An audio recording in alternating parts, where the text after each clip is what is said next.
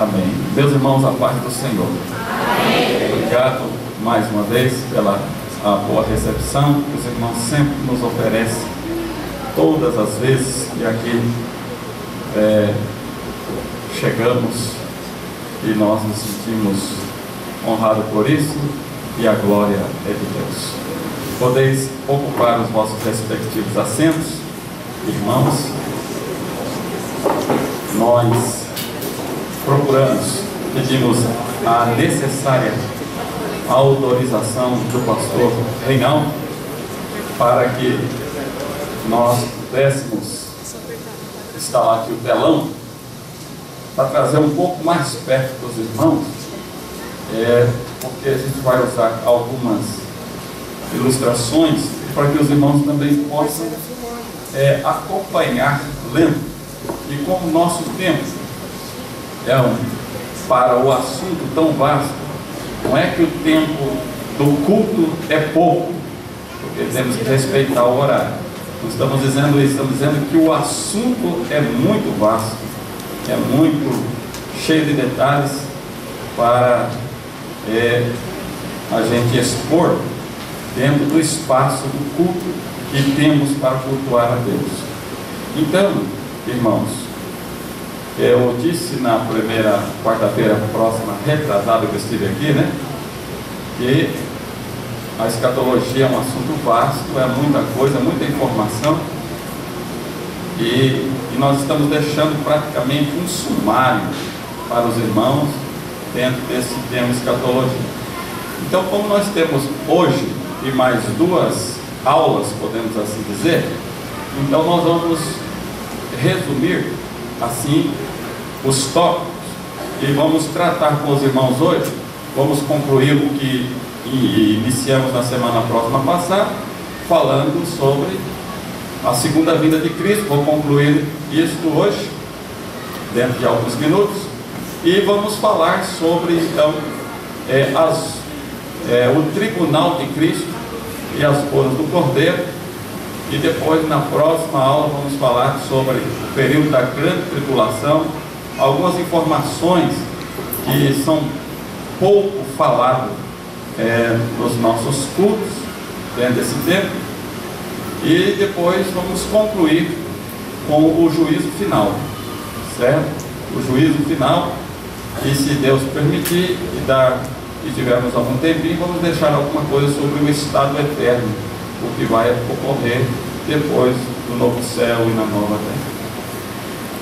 E isto é de interesse para nós, os cristãos, porque o Senhor disse que bem-aventurado é aquele que lê, aquele que ouve e aquele que guarda as palavras desta profecia, que é o livro do Apocalipse. E no livro do Apocalipse está o desfecho, como disse na introdução da semana passada, que está o desfecho final da história de toda a humanidade. Os detalhes estão com mais ênfase inseridos no livro do Apocalipse. Muito bem, então, irmãos, nós paramos aqui. O texto que nós lemos foi básico, foi Apocalipse capítulo 1, e eu vou só destacar o versículo 18, que é onde nós enfatizamos as frases, que está aqui no verso 18 do capítulo 1, e diz assim: e o que vive fui morto, mas eis que estou vivo para todo sempre, amém, e tenho a chave da morte e do inferno. 19, escreve as coisas que tem visto, e as que são, e as que depois dessas hão de acontecer. Então, a nossa ênfase está na última parte deste verso, que nós não estamos falando das coisas que tem visto, ou seja, das coisas que já passaram, e estamos tratando de assuntos que estão acontecendo, mas voltado com mais atenção para aquilo que está por vir, as coisas que hão de vir, que é a escatologia, certo? Muito bem, então, parando de onde nós iniciamos, eu coloquei aqui para os irmãos, quero colocar aqui rapidamente, para os irmãos entenderem, a segunda vinda, uma revisão da primeira fase da segunda vinda que nós já falamos. Então, na primeira fase da segunda vinda de Cristo, nós já explicamos. Então, haverá, na primeira fase, haverá uma palavra de ordem, aqui é arrebatamento, a voz do arcanjo, a trombeta ressoará, Jesus descerá dos céus, os mortos em Cristo ressuscitarão primeiro, depois nós, os vivos, os que ficarmos, seremos arrebatados juntamente com Ele, assim estaremos para sempre com o Senhor. Então, isso aqui é um resumo da primeira fase da vinda de Jesus Cristo, certo? Muito bem, primeira fase. Então essa é a ordem do que vai acontecer no arrebatamento. Então, seguindo, para ganharmos tempo e andarmos um pouquinho, a primeira fase da segunda vinda, nós vimos que a palavra que define a primeira fase é esta palavra que vem do grego, que significa tirar com violência, que ela aparece em 1 Tessalonicenses 4,17. Então, arrebatamento significa tirar com violência. Então, tratamos disso. Isso aqui é só para dar uma ênfase aí do que nós já falamos. Agora nós vamos falar então da segunda fase da segunda vinda. O que vai acontecer na segunda fase, correto? Muito bem. Então, qual é a palavra que define a segunda fase, que mostra a diferença, meus irmãos, da segunda fase? É essa palavra. A palavra que define, a palavra grega, é parousia, que significa presença, presença. E ela vem de uma outra raiz, que também vem do vocábulo, quer dizer epifânia, que quer dizer aparição ou manifestação visível, conforme Mateus 24, versículo 27 e 30. Então, em resumo, o que é a segunda fase da segunda vinda? Isso está dizendo que Jesus Cristo, ele vai vir visivelmente, certo? Quanto que na primeira fase da segunda vinda, ele vem como ladrão, certo? Então eu vou mostrar isso para os irmãos aqui nos detalhes. Então eu coloquei aqui para exemplificar e para sermos mais simples, quais são os detalhes, a diferença entre a primeira e a segunda fase. Então eu coloquei lá naquele canto lá, primeira fase e segunda fase. Quais são os detalhes? Então nós temos aí, como nós já vimos as palavras que definem, né? Tanto o rapto como a presença de Cristo. Então veja só, na primeira fase, meus irmãos, nós temos Mateus 24 e 43, diz assim, isso é a primeira fase: mas entendo isto, Jesus dizendo, se o dono da casa soubesse a hora da noite, que hora da noite o ladrão viria, veja que eu frisei com vermelho, olha como ele usa aqui a palavra de figura, ladrão, observaram? Ladrão.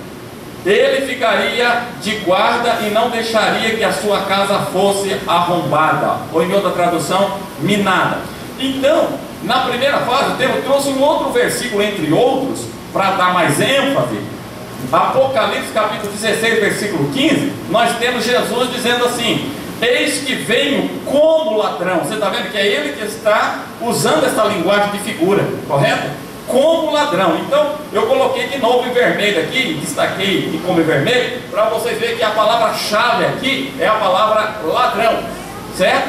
Venho como ladrão. Feliz aquele que permanece vigilante e conserva consigo as suas vestes, para que não ande nu e não seja vista a sua vergonha. Então, qual é a questão aí? A palavra ladrão Jesus usou como linguagem de figura para exemplificar a primeira fase da segunda vinda. Por quê? Rapidamente aqui. Então eu vou pedir muita atenção dos irmãos, porque eu vou falar um pouco assim meio depressa, para ganharmos tempo, para nós irmos aproveitar ou levar o máximo que eu puder de informação para os irmãos. Então não desvie sua atenção, preste muita atenção, para que você não perca as informações. A palavra ladrão que aparece aí, por que Jesus usou a palavra ladrão? Para exemplificar isso, eu quero mostrar para os irmãos. O ladrão, faço algumas perguntas rápidas aqui para os irmãos se interagirem. O ladrão, quando ele vem roubar, quando ele vem entrar em alguma casa, ele avisa quando vem? Não. Então é por isso que a Bíblia diz que Jesus está dizendo que no arrebatamento ninguém sabe nem a hora nem o dia. Ele não vai avisar a hora que ele vai vir, certo? Ele vai chegar de surpresa, porque o ladrão não avisa. Vai chegar lá assim, por exemplo, lá na casa do irmão, por exemplo, alguém está com intenção de assaltar a casa do irmão. Aqui um exemplo, né? Aí chega assim: hoje à noite, lá para as 11 horas, eu vou lá roubar sua casa. Você acha que ele avisa isso? Não. É isso que Jesus está dizendo. Por isso que ele usa aqui o termo dizendo assim, que nós temos que vigiar, certo? Se ele soubesse que hora que o ladrão via, então ele ficaria de guarda. Vou esperar. Ele disse que vai vir, então eu vou esperar. Então vai ser surpresa o arrebatamento. Por isso que Jesus usou a expressão, no mesmo texto do capítulo 24 de São Mateus, Jesus disse assim, porque assim como foi nos dias anteriores ao dilúvio, comiam, bebiam, casavam e davam-se casamento, assim também será a vinda do Filho do Homem. Quando ele usou a expressão casavam, bebiam, casavam e davam-se casamento, aí na extensão ele diz assim: naquela noite estarão dois numa cama, naquele dia estarão dois no moinho. Então o que ele está falando? Que vai ser um dia tão normal como hoje. Nós estamos aqui em culto e Jesus pode vir agora, sim ou não? Pode vir agora. Então não vai haver um pré-aviso quando faltar, por exemplo, vamos supor, suponhamos aqui que Jesus fosse voltar agora 15 para as 9 da noite, hoje, 15 para as 9. Ele vai mandar um anjo aqui agora no culto, como nós estamos em culto aqui, né? Ele ia mandar um anjo aqui dizendo: olha, minha igreja, daqui 15 para as 9 o Senhor mandou avisar que ele vai voltar. Daria tempo, ainda muito tempo, porque o Senhor é misericordioso, daria muito tempo para muita gente aqui pedir perdão, se reconciliar, e dava tempo para isso ainda, assim, Tá. Então é por isso que ele não vai avisar, porque nós temos que viver em comunhão um com os outros todo o tempo. Então quem tiver aí, irmão, uma coisinha encrencada com o outro, com mais, aquelas coisinhas todas aí, já acerta esse negócio logo. Você não sabe a hora que Jesus vem, porque ele vai vir como um ladrão ele não vai avisar. Então ele vai pegar muita gente de surpresa. Ele vai pegar muita gente com um copo de cachaça na mão. Ele vai pegar muita gente lá no ralabucho. O que é ralabucho? Forró. Ralabucho aí é forró, viu? Não tem essa outra coisa não. Vai pegar muita gente, certo, meus amados irmãos? Fazendo coisa que não deve. E você vai pegar muita gente lá em motéis, compreende? Vai pegar muita gente fornicando, achando que vai pegar muita gente. E se Jesus chegar e pegar gente nessas situações, vai ficar, porque ele não vai avisar. É sério, irmão. Compreende? Então, a escatologia ensina isso, que Jesus vem, e é isso que nós estamos mostrando, ele virá como ladrão. Então o ladrão não avisa quando vem, certo? Segundo, rapidamente aqui entre outras coisas, vou informar rápido de passagem aqui. O ladrão também, meus irmãos, quando ele vem, ele procura ser menos visível possível, sim ou não?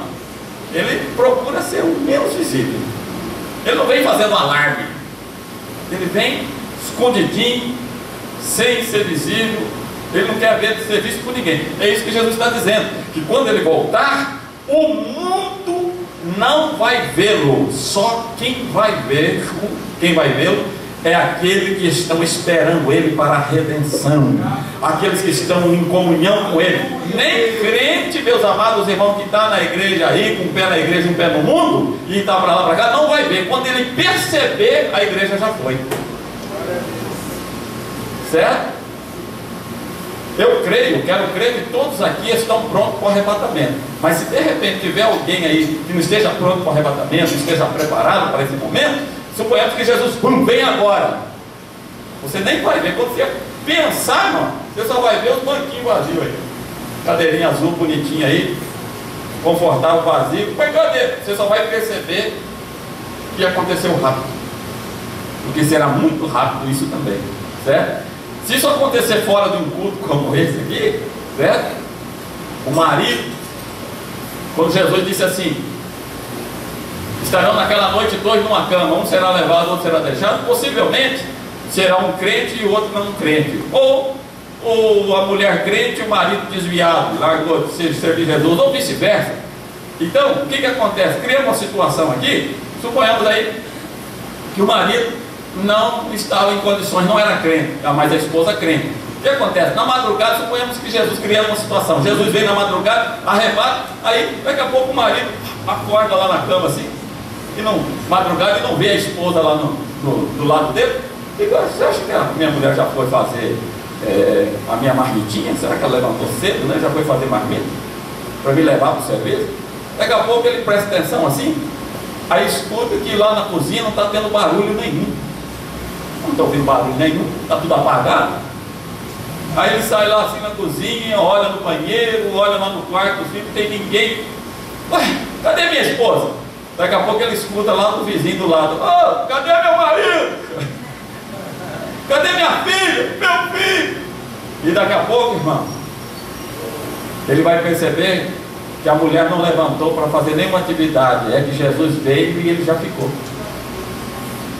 Por quê? Porque Jesus, irmão, ele vai vir assim, ó.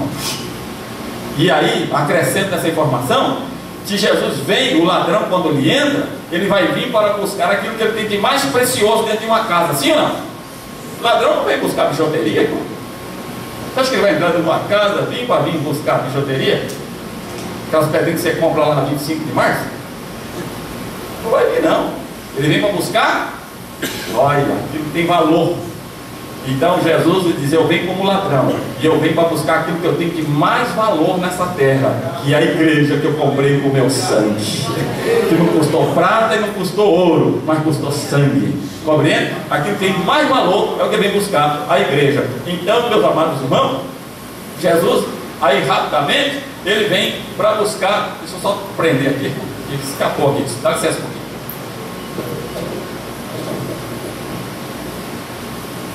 Bem, então Jesus ele vem para buscar o que tem mais precioso. Então essa é a primeira fase, vem como ladrão. Como eu vou agora? Vamos ver a segunda fase. Quais são os detalhes, a diferença? Olha, na segunda fase, o que vai acontecer?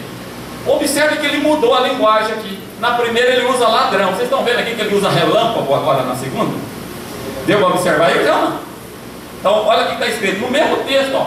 Capítulo 24 de São Mateus, versículo 27, está escrito assim, ó: porque assim como o relâmpago sai do Oriente e se mostra no Ocidente, assim será a vinda do Filho do Homem. No capítulo 17 de Lucas, versículo 24, ele usa a mesma expressão, dizendo: pois o Filho do Homem no seu dia será como o relâmpago, cujo brilho vai de uma extremidade à outra do céu. O que ele está falando aqui? Ele não está falando agora do arrebatamento mais. Ele está falando da segunda fase da sua segunda vinda. Por quê? Na primeira ele vem invisível, como ladrão. discretamente, e vem buscar o que não tem mais de valor. Na segunda fase ele vem com um relâmpago. Olha a expressão aqui, ó.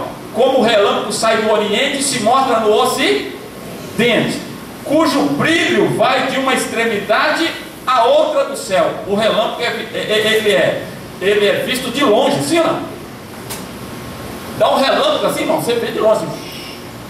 Jesus está usando essa linguagem de figura para mostrar que quando ele vier, na segunda fase, que ele vem com a igreja, todo olho o verá. É isso que ele está usando, porque o relâmpago ele é visível. Compreende? Está dando para entender? Está dando para acompanhar? É isso aí. Então, nós temos que entender. São duas situações bem diferentes que ele usou aqui para falar da primeira e da segunda fase da sua vida.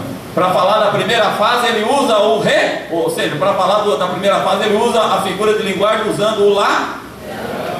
Para falar da segunda fase, ele usa o ré. Entendido aí, meus irmãos? Então, quando alguém chegar aqui na congregação, alguém pregando, dizendo, usando aqui o relâmpago, dizendo que relacionado ao arrebatamento da primeira fase, vocês podem dizer assim: não, não é isso aí não. Certo? Nós aprendemos diferente, e pode dizer que foi eu que ensinei. Porque é isso aí dele. Certo? Ó, o pastor Java passou aqui e ensinou, e dizendo que aqui o ladrão está falando da primeira fase da sua vinda, e o relâmpago está falando da segunda fase, quando todo olho o verá. Está claro no contexto aqui, não precisa nem fazer uma exegese mais apurada para entender isso aqui. Não é isso, pastor Renan? Amém. Se mostra do Ocidente ao Oriente. Então vocês vão encontrar isso na Bíblia, certo? E essa expressão, quando assim, vocês já ouviram alguém dizer assim: uns dizem que ninguém vai ver, outros dizem que todo olho verá. E agora, no arrebatamento, vai ver ou não vai ver? Irmão, é só colocar dentro da escatologia e estudar direitinho, que você vai ver que tem diferença da primeira fase da sua segunda vinda para a segunda fase da sua segunda vinda. E a diferença está aí, certo? Muito bem, vocês vão entender um pouquinho melhor ainda. Vamos continuar aqui, ó. Então, eu trouxe aqui mais ampliado, né? Como o relâmpago cujo brilho sai. Então você vê que o relâmpago, além de ele ser visível, relâmpago fala de poder, certo? Relâmpago fala de glória. É isso que vai acontecer quando ele virá com toda a sua glória, com poder e grande glória. Ele falou isso aqui em Mateus. Não dá para irmos lendo cada texto e conferindo, porque ele disse assim, que o Filho do Homem virá com poder e grande glória. E quando ele está dizendo que ele vem com poder e grande glória, ele não está falando do arrebatamento, ele está falando da segunda fase, que é o poder do relâmpago, que ele usou a linguagem de figura aí, certo? Vamos um pouquinho mais para frente. Então todo olho verá. Está lá Apocalipse capítulo 1 e versículo 7, está dizendo assim, que todo olho verá. Então, se o arrebatamento da igreja é só a igreja que vai ver, como que está dizendo que todo olho verá? Está aí o texto, irmão, porque ele está falando da segunda fase agora. Todo olho só vai ver quando ele voltar com a igreja, e não quando ele vir arrebatar a igreja. Correto? Até aí entendido, meus amados? Eu coloquei aqui um outro texto aqui, paralelo. O outro está dentro do contexto, que é Mateus 24 e 30, quando Jesus mesmo diz aí, ó: todas as tribos da terra se lamentarão e verão o Filho do Homem vindo sobre as nuvens do céu com poder e grande glória. É o texto que eu acabei de citar para você, ó, com poder e grande glória, que é o exemplificado no relâmpago. Então, os exércitos do céu seguiam vestidos de linho fino, branco, montados em cavalos brancos. O que eu estou falando aqui? Estou falando da segunda fase. Nessa figura aqui, é quando Jesus vem na segunda fase com poder e grande glória, na segunda fase, na sua segunda vinda, e ele vem com a igreja. Em Apocalipse capítulo 19, versículo 14, pode ler lá que está escrito assim, e o texto está aí, claro, aí, ó, que eu trouxe, transcrevi o texto para cá, diz, ó: os exércitos do céu seguiam, vestidos de linho fino, branco, montado em cavalos brancos. Por que ele vem? Aqui ele vem para inaugurar o milênio, certo? Julgar o anticristo e inaugurar o milênio.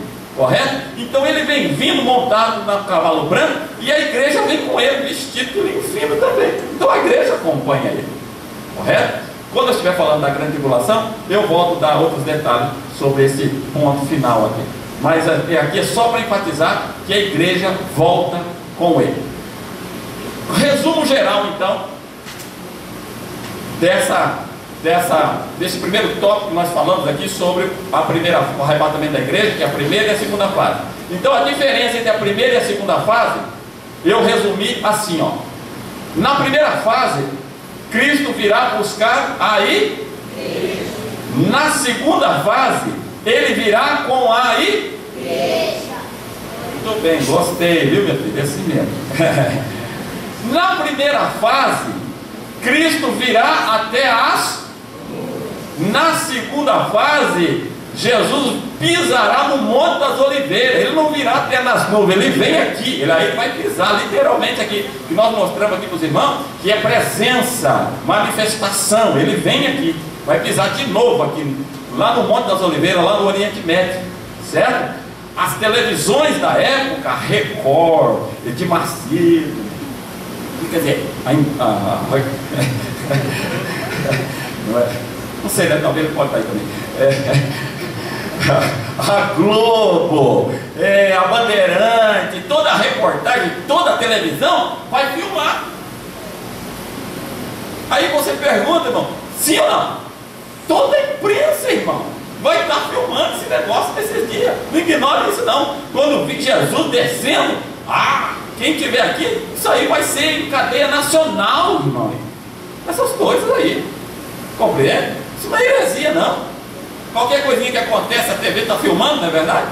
Isso aí tudo vai ser uma coisa gloriosa. Vai ser manchete para os próximos 7 anos. Vai ser manchete, meus amados, melhor dizendo, para da data que acontecer a seguir, vai ser manchete dali para frente, vai ser matéria principal, certo? Então ele vai vir pisar no Monte das Oliveiras. Na primeira fase ele virá antes da grande tribulação. Na segunda fase ele virá no final da grande tribulação. Na primeira fase ele veio como Cordeiro de Deus. Na segunda fase ele virá como leão da tribo de Judá. Isso aqui é um resumo entre a primeira e a segunda fase, porque se eu fosse enumerar tinha tantas outras informações, outras provas disso aí. Então isso está bem claro, bem especificado na Bíblia, irmão. Correto? Isso aqui não é filosofia não, eu não estou trazendo aqui coisa da minha mente, isso aqui é o que está na Bíblia, certo? Muito bem, então caminhando, porque o relógio está faltando 20 para as 8, então aqui eu concluí rapidamente, sucintamente, a questão, o tópico do arrebatamento da igreja, o que é a primeira fase e o que é a segunda fase, correto? Até aqui, entendido? Alguma pergunta? Alguma pergunta? Se tiver, por favor. Muito bem. Então nós vamos falar um pouquinho agora sobre o tribunal de Cristo e as bodas do Cordeiro. Quando será o tribunal de Cristo? O tribunal de Cristo, irmão, será logo após o arrebatamento da igreja. Muito bem. Olha, estou vendo que está bem ensinado. As crianças já estão sabendo tudo aqui, viu? Que maravilha. Que bênção. Então, o tribunal vai ser logo após o arrebatamento da igreja. Então, como que vai acontecer? Eu trouxe um gráfico aqui para poder explicar um pouco mais rápido e ganhar tempo. Então, aqui eu trouxe uma figura para mostrar que partindo da cruz de Cristo. Então, Cristo morreu aqui na cruz.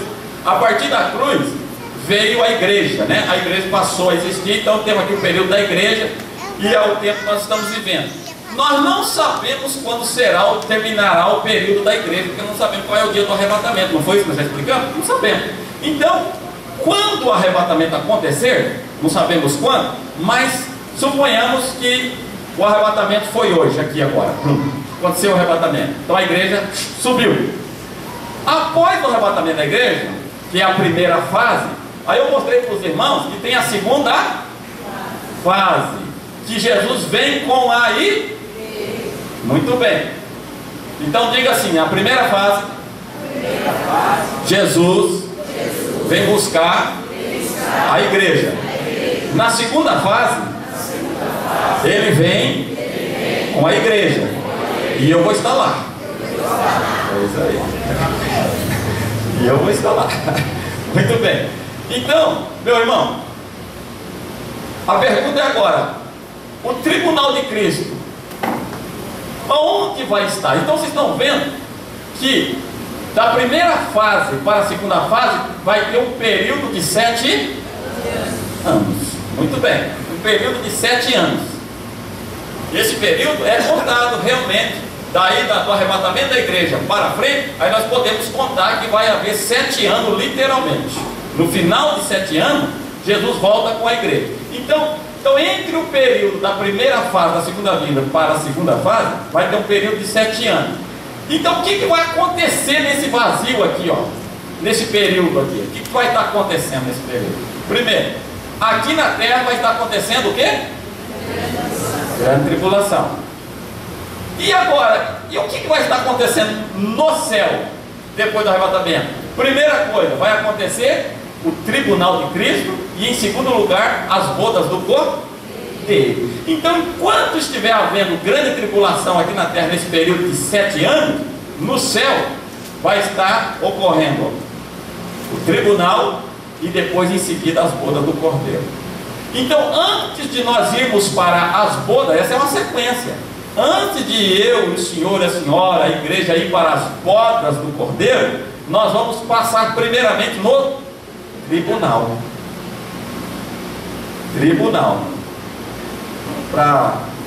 Por uma questão de pedagogia, né? Diga assim comigo assim: tribunal não é trono branco. Tem diferença. Tribunal de Cristo é uma coisa, trono branco é outra coisa. A igreja, ela não vai para o trono branco. Quem vai para o trono branco, que eu vou falar depois, é os pecadores. Esses vão para o trono, certo? Agora a igreja, ela vai para o tribunal de Cristo, certo? Nós vamos ser julgados no tribunal. Mas que tipo de julgamento é esse que nós vamos ter? É o que eu vou mostrar agora para vocês. E é muito sério isso aí também, certo? Então, se você foi arrebatado, você não vai mais perder a salvação, certo?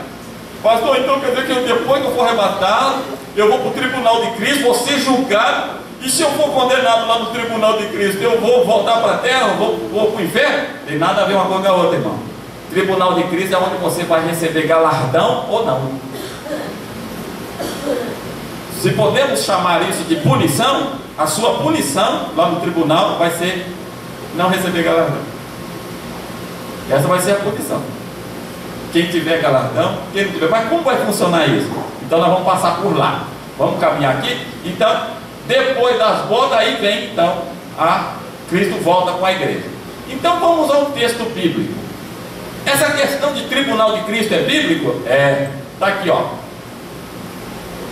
Eu citei vários textos aqui, várias referências, não deu para colocar todas, mas uma delas eu trouxe aqui para os irmãos. 2 Coríntios, capítulo 5 e 10 diz assim, ó: porque todos deveremos comparecer ante a palavra tribunal de Cristo, para que cada um receba segundo o que tiver feito por meio do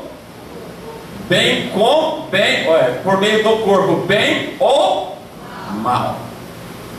Então nós vamos ser analisados. Então nós vamos chegar lá diante do tribunal de Cristo. Então, tribunal de Cristo, quem participará dele? E o que é tribunal de Cristo? Quem participará dele? E o que é? Então, primeiramente, quem vai participar? Como juiz, o Senhor Jesus. Ele vai estar lá, logicamente, porque ele que vai nos julgando. Quem vai estar lá? Os salvos, sendo julgado. Eu, o senhor, a senhora, nós vamos estar lá. Nenhum de nós vamos escapar de estar lá. Todos vão aparecer lá. Agora, o que é tribunal de Cristo? É o julgamento das obras realizadas pelos salvos e a sua recompensa.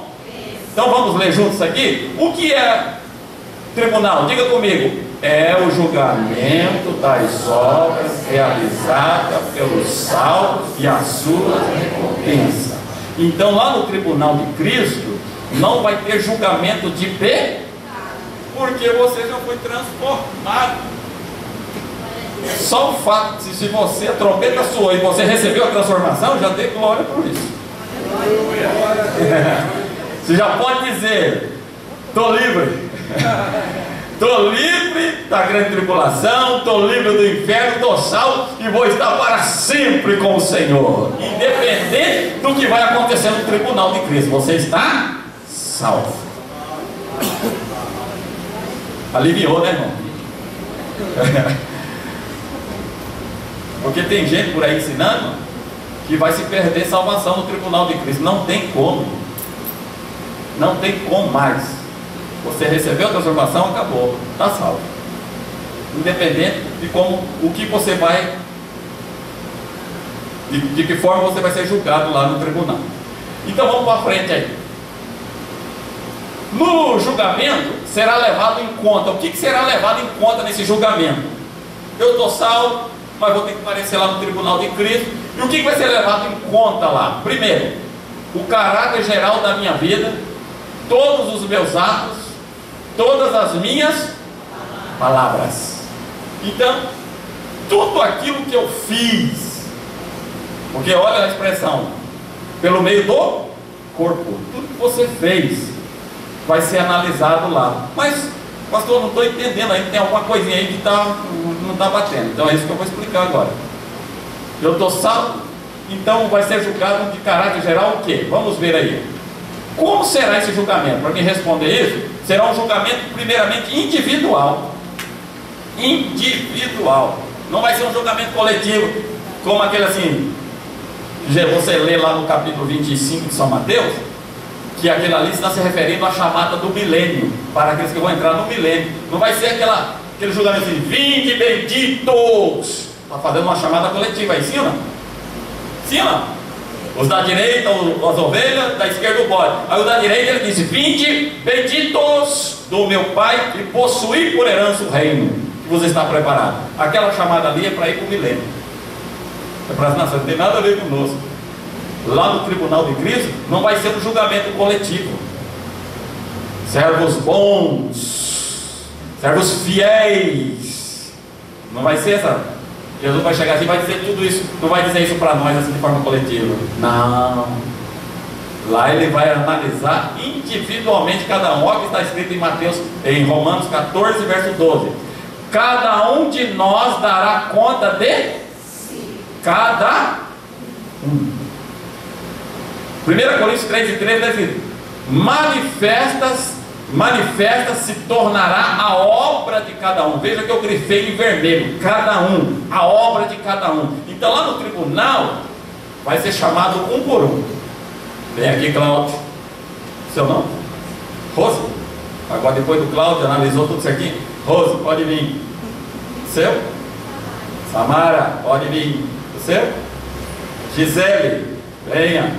O seu? Gleice, agora é a sua vez, venha. E assim sucessivamente. Até eu, garoto, venha.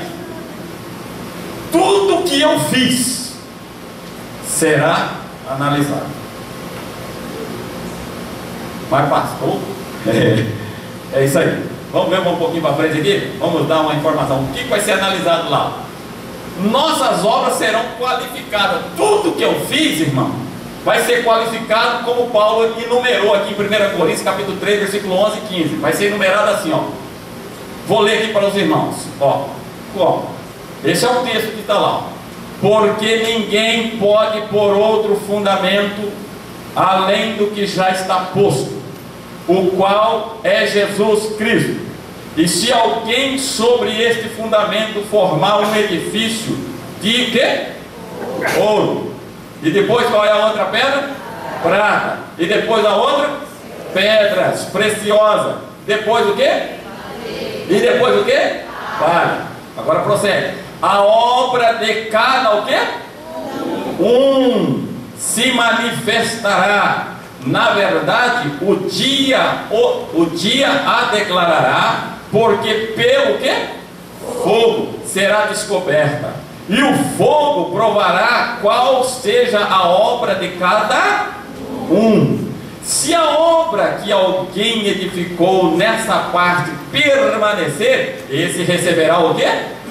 Galardão. Se a obra de alguém queimar, sofrerá detrimento, mas o tal será salvo. Todavia, como pelo notaram? Então, nós vamos ser analisados um por um, e se de repente você não ganhou nada, você já pode dizer que você já ganhou tudo, porque você vai ser salvo. Então você não volta para a terra. Então, eu grifei aqui, só para dar ênfase, olha só, olha a palavra que aparece, ouro. Eu estou dizendo que as nossas obras serão qualificadas como ouro, como prata, como pedras preciosas, como madeira e palha. Tudo que você está fazendo aqui na obra de Deus hoje, irmão, naquele dia Jesus vai pôr esta obra no fogo da sua justiça, certo? E vai analisar tudo isso aí e vai descobrir se aquilo que você está fazendo hoje aqui, que tipo de obra é. Se é ouro, se é prata, se é pedra preciosa, se é madeira ou se é palha. Porque tem muita gente que faz as coisas para Deus e é palha, é madeira, mas tem uns que faz é ouro, é pedra preciosa, é prata. Então é isso que vai ser analisado. Como você está fazendo para Deus? O que você está fazendo hoje? Você está fazendo com qualidade? Você está fazendo com coração, com perfeição? Ou você está fazendo só para se mostrar, para aparecer? Isso aí, lá no dia, eu não posso definir isso hoje. Não, a obra do irmão aqui é palha. Certo que, né? E tem coisa que já se vê mesmo na cara que é palha. É verdade? Tem coisa que se vê.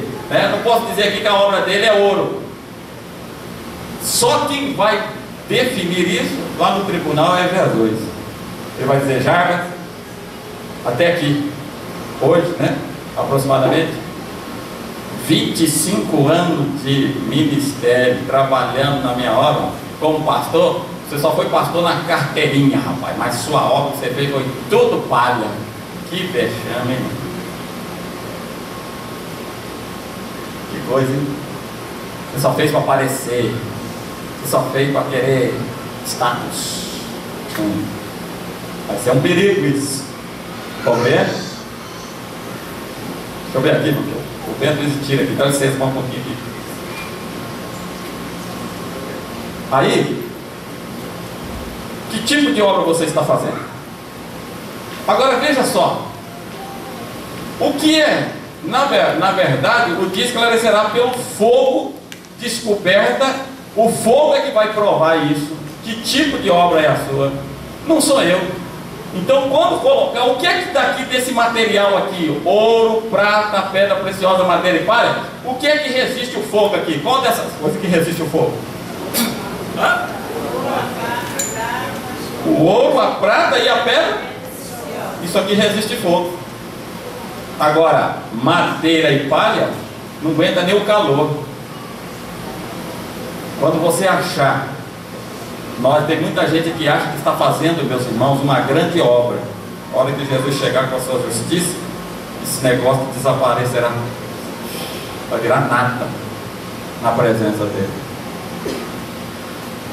Então, pensa como você está fazendo e como você está fazendo a obra para Deus. Então vamos seguir aqui para chegarmos a uma conclusão. Então o objetivo é julgar o que é aceitável e o que não tem valor. Lá no tribunal só vai considerar o que é aceitável e aquilo que tem valor. O que não tem valor vai ser jogado no lixo. Correto?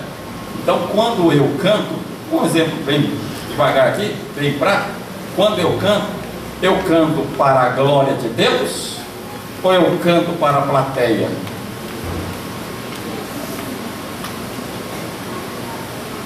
Quando eu prego, Eu prego para mostrar conhecimento bíblico ou eu prego para a edificação da igreja? Quando eu estou regendo um conjunto coral, eu estou regendo para mostrar que eu tenho técnicas aperfeiçoadas de regência, ou estou fazendo aquilo para Deus? É verdade? Tudo isso, irmão, esses detalhezinhos que a gente ignora, acha que não vai cair lá naquele dia, vai entrar no peso, vai pesar naquele dia, no tribunal. Eu só vou receber aquilo que é para a glória de Deus. Jesus falou um dia para os fariseus, disse assim: quando vocês jejuarem, vocês não façam que nem os fariseus, sai lá descabelado, para mostrar a quem? Aos homens. Se eles assim fazem, já recebeu a sua recompensa. Jesus diz: então o que a mão direita faz, a esquerda não precisa saber. Ou seja, faça não para aparecer, faça para a glória de Deus. Compreende? Tem muita gente, meus amados irmãos, na Bíblia, que foram anônimos e fizeram grandes obras, nem apareceu. Eu gosto de um texto que está aqui, não vou ler, mas está aqui na carta aos Hebreus, e o contexto dele está lá no capítulo 5 de Juízes. O contexto dele está no capítulo 5 de Juízes. Qual é? Baraque e Débora, lembra? Baraque e Débora. A Bíblia diz que Baraque era um juiz, e ele foi lá buscar a ajuda de Débora. Aí Débora, vocês conhecem a história, foi lá e ela entra como juíza, não é isso? E vai lá e ela que conquista a vitória. Agora dá uma olhadinha para o capítulo 11 de Hebreus, diz assim, principalmente no verso 32 da seguinte, que diz assim: os heróis da fé. Verso 32 diz assim, o escritor diz: o que mais direi? Fartar-me o tempo para falar de Débora. É assim? Você não acha Débora lá? A Baraque. Já perceberam esse detalhe lá na Bíblia, não? O escritor hebreu não fala que foi Débora, fala que foi Baraque. Débora nem aparece, a coitada, porque foi ela que fez tudo, mas ela não aparece. Notaram, não? Tem muita gente assim, irmão. Tem mulheres aí, ó, certo? Que faz grande obra e nem aparece. Mas sabe onde vai aparecer? Lá no tribunal. Tem gente que vai ficar surpreso. O que? A Samara? Ela ganhou tudo isso de alma. E teve gente, irmão, que estava lá credenciado para pregar, para ganhar alma, não ganhou uma. E ele acha que... Vou dar um exemplo aqui para vocês. Quem prega no púlpito somos nós, né? Os pastores, né? Porque Jesus é bom. Aí você termina de pregar assim: quem quer aceitar Jesus aí? Vem 5, 6, 10, 20 almas, vem para frente assim, tá? Aí depois ele sai no outro dia lá, irmão. Foi lá no jornal, primeira vez, irmão, ontem eu preguei lá na igreja, lá 20 almas aceitou Jesus como Salvador, preguei lá, tal. E pregou nada, rapaz, você só fez um apelo. Quem ganhou foi os crentes que estavam lá embaixo, que trouxe essas almas para a igreja, sim ou não, rapaz? Quem ganhou foi eles, que evangelizou, que trouxe, muita gente traz 5, 6 almas, e você só fez um convite, eles vieram, mas quem já pregou para eles, quem falou, evangelizou, foi muita gente aí que está anônimo aí. Ele está achando que ganhou 20 almas com a pregação dele. Naquele dia eu preguei e foi convencido com a minha mensagem, que foi autêntica. Não foi nada, irmão. E naquele dia você acha que chega lá: Jesus, tem 20 almas aí que eu ganhei aí, né? 100 almas, 200, 500 almas, 1000, 3.000 almas que eu ganhei aí. E rapaz, você não ganhou nenhuma. Quem ganhou foi aquela ali, ó. Dessas 3.000, 100 foi daquela, 50 foi daquele, 200 foi daquele. Você está entendendo? Vai aparecer aí, ó. Compreende? No grande tribunal de Cristo. Tem muita gente que vai ficar surpreso lá, irmão. Então, é o que eu disse aqui. A Débora nem apareceu, mas a honra foi dela lá no juízo. É ela que se destacou lá. E o Baraque que levou a fama. Certo? Aqui tem muita gente levando a fama, irmão, aqui na terra. Mas lá no céu Jesus vai ajustar todos esses negocinhos certinho. Então faça com dedicação, com amor, a obra de Deus. Permita eu contar um fato aqui que ilustra algumas coisas do que eu estou dizendo. Tinha uma parede, assim, pedreiro trabalhando numa parede, estava levantando uma parede, aí tinha um pedreiro nessa ponta aqui, um outro pedreiro no meio e outro pedreiro lá na outra ponta, na mesma parede. Então esticava a linha, aí um vinha sentando aqui, o outro pegava dali para ali até ali, o outro vinha até ali. Então, 3 pedreiros trabalhando. Aí chegou uma pessoa e disse assim, o primeiro aqui: ô, o que você está fazendo, moço? É claro que ele sabia o que ele estava fazendo, mas perguntou propositalmente: o que você está fazendo aí? Digo, eu estou levantando uma parede aqui, rapaz. Tudo bem. Chegou para o segundo, no meio: o que você está fazendo aqui? Eu disse: eu estou ganhando o pão dos filhos. Chegou lá no terceiro: o que você está fazendo? Eu disse: eu estou fazendo uma obra para Deus. Mudou. Você viu? 3 pessoas, 3 pedreiros, na mesma parede, na mesma obra, só com propósitos diferentes. Um levantando uma parede, o outro ganhando o pão do filho, só um que estava fazendo uma obra para Deus. Na igreja tem gente assim, irmão. Tem gente aqui que só está levantando parede. Tem outros que estão querendo, irmão, tirando proveito, só ganhando o pão dos filhos. Mas tem gente que está fazendo uma obra para Deus. Compreende? Qual desses 3 você é? Responde para você mesmo. Então, o propósito do Senhor lá no tribunal de Cristo, certo? Não é punir os seus filhos pelos pecados, mas recompensá-los pelo que foi feito, que você fez. Mas de que forma você fez? Então, nossas obras, elas serão qualificadas assim, ó, como já mostramos. O ouro não queima, mas purifica. A prata, fogo não queima. A prata, o fogo não queima, mas derrete para ser moldado. Pedras preciosas, o fogo não queima, certo? Mas as limpa. Então, mais o fogo queima madeira, que aqui representa soberba, orgulho, vaidade. O feno, negligência, certo? Descaso. Palha representa falsidade, porfia, facção. Tudo isso aí. E aí, nós seguimos um exemplo aqui, como eu disse para os irmãos, que vai ser analisado, cada um será julgado, não é isso que eu disse? Cada um e a obra de cada um, cada detalhe, o que eu falei, o que eu fiz, o que eu deixei de fazer, detalhe. Como será esse critério? Eu trouxe agora, nós estamos aí no mês que vem, vai vir aí o carnaval, não vai vir? Vocês já analisaram como que é feito o julgamento das escolas de samba, daquelas escolas que saem na rua, né? E disputam campeonato lá no Rio de Janeiro, São Paulo, enfim. Vocês sabem como que é feito o julgamento para saber quem é que é campeão ou não? Ó, mais ou menos assim, ó. Eu trouxe aqui só para vocês entenderem como é que vai ser mais ou menos o julgamento. Por exemplo, lá eles analisam as escolas de samba, por exemplo, por quesitos, sim ou não? Não é assim? Aí eles analisam primeiro bateria. Na escola de samba eles analisam bateria, harmonia, evolução, enredo, samba enredo, alegoria, fantasia, conjunto. Aí eles dão uma nota de cada dessas coisas. Não é assim que funciona? Aí, por exemplo, assim, ó, um exemplo aqui diz assim: bateria, lá por exemplo da não sei do que lá de Guarulhos, lá, né? Da Guajaru, Beija-Flor lá, sei lá. Não entendo essas coisas, só estou trazendo um exemplo aqui. Aí, vamos dizer que a bateria da Beija-Flor, ela ganhou 10. Na harmonia, ela já tirou 9,9. Na evolução, tirou 10. Em enredo, 9,4.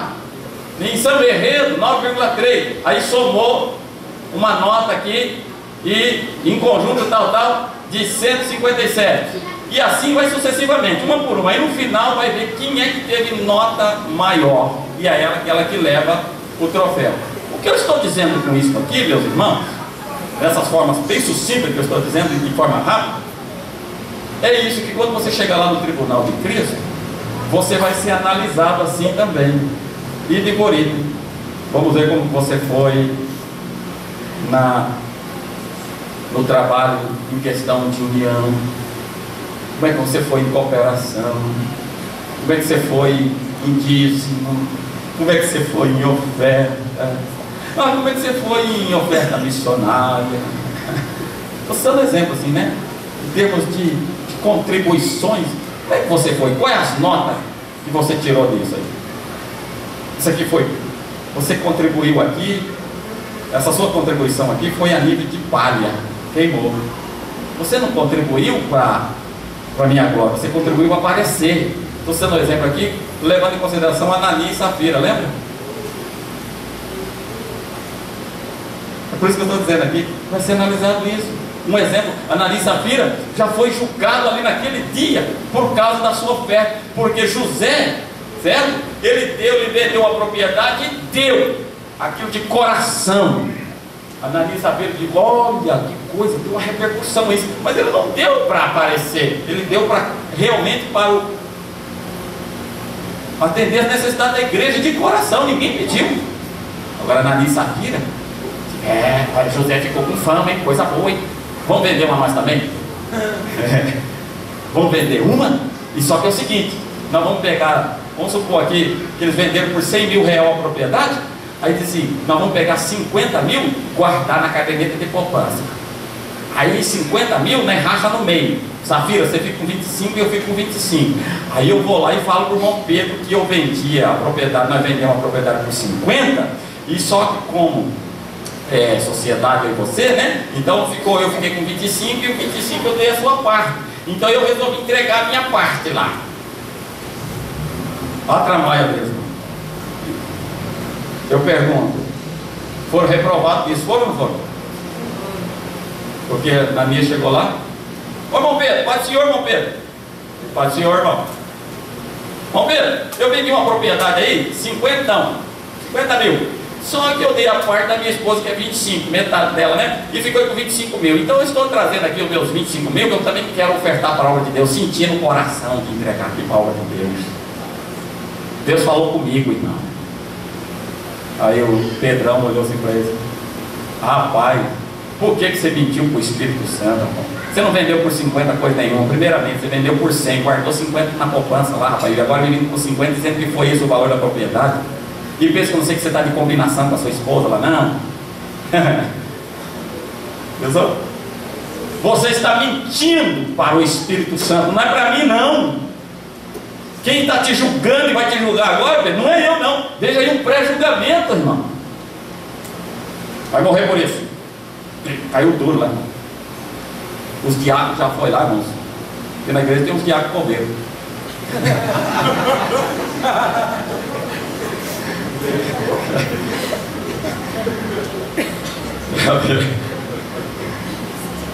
Deixa pra lá, né? Vou falar de escatologia, escapou aqui. Mas o diácono foi lá, pegou Ananias, já arrastou ele. Olha, irmão, ele não foi nem velado. O cabo nem velado foi, já pegaram ele, já levaram para o cemitério e sepultaram ele. No espaço de 3 horas. Lá vem a Safira. Safira nem sabia que o esposo estava morto, já estava enterrado. Notou aí? Já observaram isso no texto ou não? Ela nem sabia que tinha morrido e estava enterrado já. No espaço de 3 horas ela chega lá: irmão Pedro, pode senhor, irmão Pedro. Pode senhor, irmão. Safira. Tudo bem, tudo bem. Irmão Pedro, o meu marido passou por aqui. Eu digo: passou e já foi, minha filha. É mesmo, já foi? Olha, ele nem me esperou. Mas ele está te esperando também. Ele falou que vai te encontrar com você. É mesmo, é. Onde ele vai me encontrar? No cemitério, que você vai indo também. Porque você vem vindo com a mesma intenção dele, com a mesma mentira. Ele passou e já está enterrado. E você vai também. E ela também. E quem ganhava por defunto já estava doidinho. Vai morrer mais um. Já enterrou também. Eu citei isso, cara, para os irmãos verem que vai ser analisado isso, irmão. Como como que eu estou ofertando na obra de Deus? Com que propósito eu estou contribuindo? Na obra? Para aparecer? Para ser consagrado? Para ter primazia na igreja? Ah, não, no tribunal de Cristo. Isso é, se chegar no tribunal, se não for para o trono branco, né? Aí vai ser pior ainda. De maneira então que vai ser analisado critério por critério. Deu para vocês entenderem o que eu quis dizer aqui? Tudo bem. Então vamos para frente. Então, eu vou encerrar aqui, só mais 5 minutinhos, já encerro, viu, pastor? Eu fiz isso para mim concluir essa parte aqui hoje, que eu já vou encerrar com isso aqui, ó. Por isso que eu corri bastante aqui, e eu creio que os irmãos puderam me acompanhar. Então o que eu estou colocando aqui? Olha só a expressão que eu coloquei, ó. Não disponho de tempo para ficar de olho sobre o que pensam de quem? Isso eu estou dizendo para você, certo? Então você diga assim, vamos ler junto aqui? Vamos ler junto? Diga assim, como se fosse você mesmo, diga comigo assim: não disponho de tempo para ficar de olho sobre o que pensam de mim, mais do que tenho de dar conta no tribunal de Cristo. Deu para entender, não? Não esquenta o que estão dizendo de você. Se você está fazendo uma obra, faça com consciência, deixa que fale. Esquenta o que estão pensando de você. O importante é que você vai, para quem você vai ter que dar conta, é lá no tribunal de Cristo. É lá que vai ser analisado o que você fez e o que você deixou de fazer. Certo? E eu vou encerrar contando aqui uma história ilustrativa para os irmãos. É o seguinte, ó. Para você não se preocupar com o que pensa de você. Olha só, entenda aqui a história, ó. Presta bem atenção. Era uma vez que tinha um filho de 10 anos e um burro. Decidiram viajar, trabalhar e conhecer o mundo. Assim se foram os 3 com o seu burro. Ao passar por um povoado, todos comentaram: veja que menino mal educado, em cima do burro e os pobres pais puxando as rédeas. Então o que acontece? Os pais pegaram o menininho e puseram em cima do burro, né? E os 2 velhinhos saíram puxando o burro com o menininho lá em cima do burro. Mas então, a mulher do povo criticou isso. Diz: que menino mal educado, deixa os velhinhos andando e sentados no burro. Aí então a mulher disse ao seu esposo: vamos permitir que essa gente fale mal do menino? E o esposo resolveu. Tirou o menino e subiu ele no lombo do burro. E no segundo povoado, todos murmuraram e disseram: veja que tipo sem vergonha, falando do velho agora, vai bem cômodo em cima do burro, enquanto a mulher e o filho vão puxando as rédeas. Então tomaram a decisão de colocar a mulher no lombo do burro. O velho desce e a velha sobe, enquanto o pai e o filho puxam as rédeas. Ao passar pelo terceiro povoado, todos comentavam o quê? Pobre homem, depois de trabalhar o dia todo, ainda tem que levar a mulher sobre o burro. E o pobre filho, que espera dessa mãe? Olha só. Entraram então em um acordo e decidiram subir os 3 no lombo do burro. E vão acabar com essa conversa. Nós 3 vamos subir no burro para começar novamente a nossa peregrinação. Se a mulher, o menino subiu, falaram. Eu subi, falaram. A minha mulher subiu, falaram. Então vamos fazer o seguinte: nós 3 em cima do lombo do burro. Agora acabou a conversa. Aí o que aconteceu? Ao chegar no povoado seguinte, todos comentaram: são mesmo umas bestas. Será que não veem que podem quebrar a coluna do pobre burro? Do pobre animal? Vai quebrar a coluninha do bicho. Por último, decidiram então descer os 3 e caminhar junto do burro. Que não tem jeito. Subimos nós 3 do burro, falaram: então vamos descer do burro. Agora nós 3 vamos puxar o burro e vamos deixar o burrinho sossegado. Porém, ao passar pelo povoado seguinte, ouviram todos sorridentes dizendo: vejam só esses três idiotas, caminham quando tem um burro que poderia levá-los.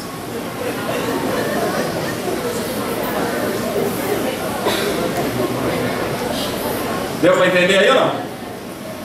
Então é essa a razão. Por que eu coloquei lá, ó? Vamos repetir de novo? Sempre vão te criticar, falem mal de você, e será difícil encontrar alguém que concorde com as suas. Vai ser difícil. Você aplica isso na igreja? Vamos pegar aqui.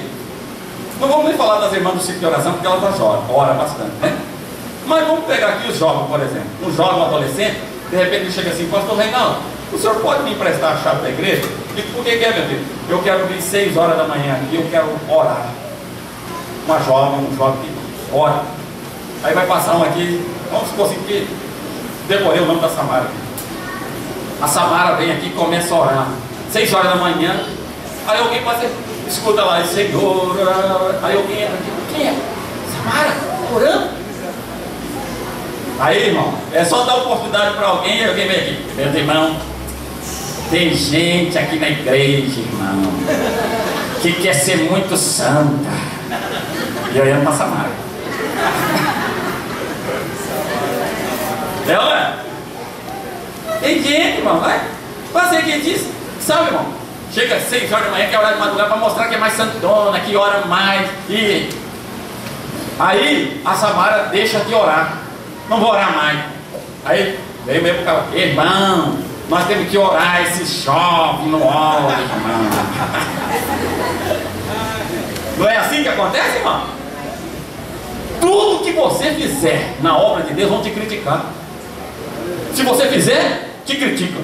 Se você não faz, vão te criticar. Então, irmão, resumo, vamos ler de novo? Não disponho de tempo para ficar de olho sobre o que pensam de mim, mais do que tenho de dar conta no tribunal de Cristo. Então, faça o que você tem que fazer para a obra de Deus, porque você vai ter que dar conta para Cristo. É lá dele que você vai receber o galardão. Então, irmão, esqueça. Faça tudo que vier na tua mão para fazer, faça, e faça conforme a tua força, e faça com carinho, com amor, com dedicação, com coração, enfim. E esquece quem está falando de você. Porque se a gente for analisar isso, a gente não vai fazer nada. Se eu oro, eu falo; se eu não oro, eu não falo; se eu prego, eu falo; se eu deixo de pregar, eu falo, e assim sucessivamente. Se eu canto bonito é porque eu estou me exibindo; se eu canto feio porque é desafinado, e aí vai. Não é assim?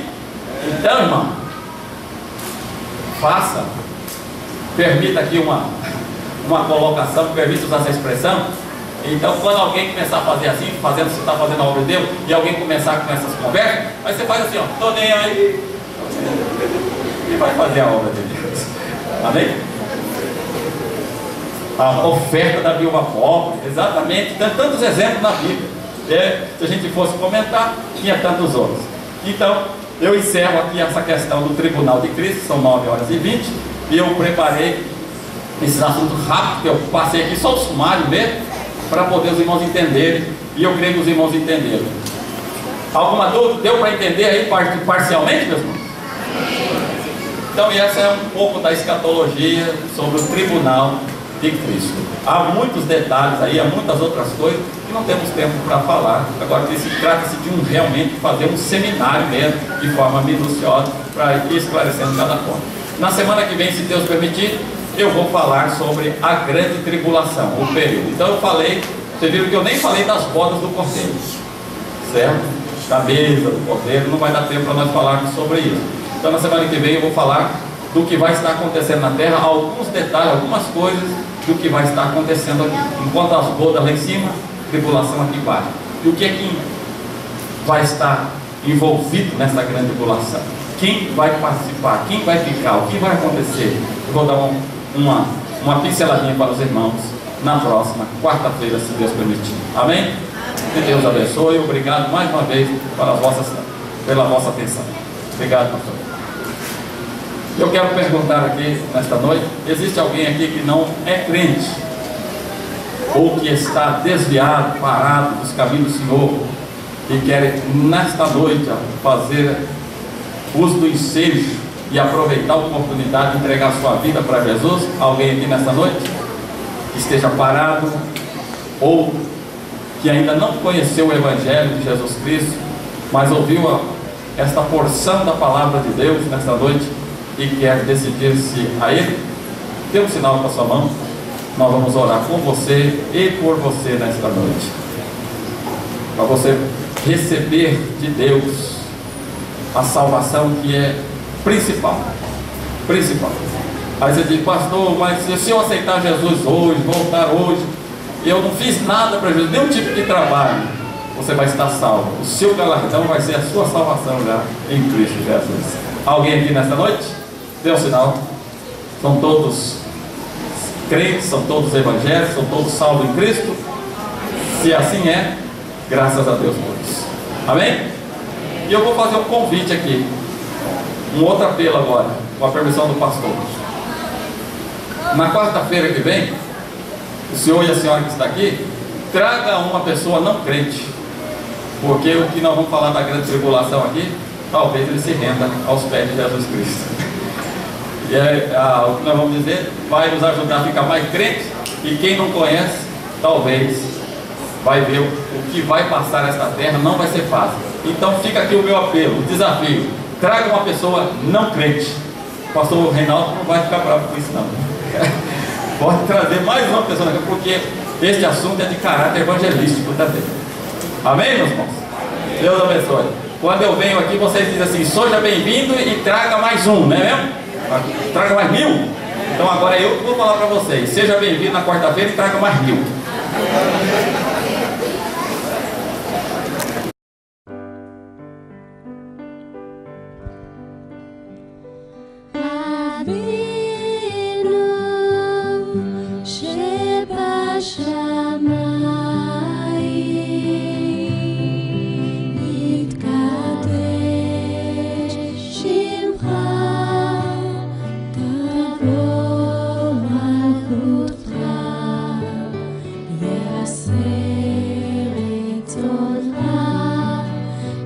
Shama